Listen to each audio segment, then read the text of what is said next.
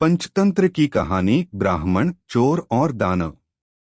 एक गांव में द्रोण नाम का ब्राह्मण रहता था। वह बहुत गरीब था।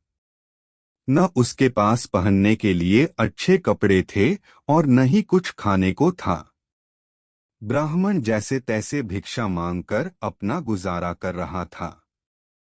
उसकी गरीबी को देखकर एक यजमान को उस पर दया आ गई। उसने द्रोण को बैलों का एक जोड़ा दान में दे दिया।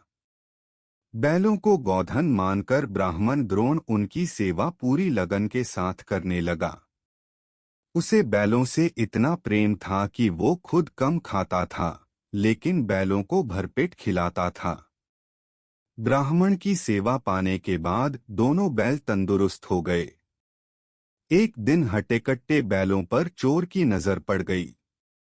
बैलों को देखते ही चोर ने मन ही मन बैलों को चुराने की योजना बना ली। योजना बनाने के बाद रात होते ही चोर ब्राह्मण के घर बैल चुराने के इरादे निकल गया। कुछ दूर चलते ही चोर का सामना एक भयानक राक्षस से हुआ। राक्षस ने चोर से पूछा, तुम इतनी रात को कहाँ जा रहे हो? चोर ने कहा, मैं ब्राह्मण के बैल चोरी करने जा रहा हूँ। चोर की बात सुनकर राक्षस बोला, चलो मैं भी तुम्हारे साथ चलता हूँ।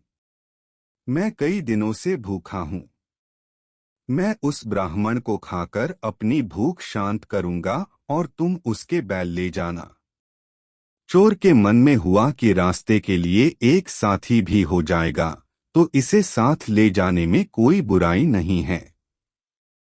यह सोचकर चोर अपने साथ राक्षस को साथ लेकर ब्राह्मण के घर पहुंचा।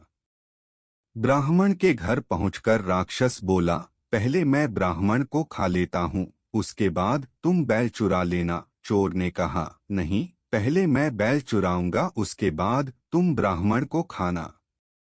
अगर तुम्हारे आक्रमण से ब्राह्मण जाग गया तो मैं बैल चुरा नहीं पाऊंगा। फिर राक्षस बोला, जब तुम बैल खोलोगे तो उसकी आवाज से भी ब्राह्मण जागकर अपनी रक्षा कर सकता है। मैं इस चक्कर में भूखा रह जाऊंगा। राक्षस और चोर दोनों इसी तरह बहस करते रहे। एक दूसरे की बात मानने को उनमें से कोई तैयार नहीं था। उसी बीच राक्षस और चोर की आवाज सुनकर ब्राह्मण जाग गया। ब्राह्मण को जागा देखकर जल्दी से चोर बोला, हे ब्राह्मण, देखो यह राक्षस आपको खाने आया है, लेकिन मैंने इससे आपको बचा लिया।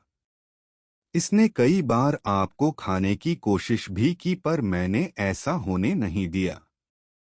चोर की बात सुनकर राक्षस ने भी तुरंत कहा, नहीं ब्राह्मण, मैं आपको खाने नहीं बल्कि आपके बैलों की रक्षा करने के लिए यहाँ आया हूँ।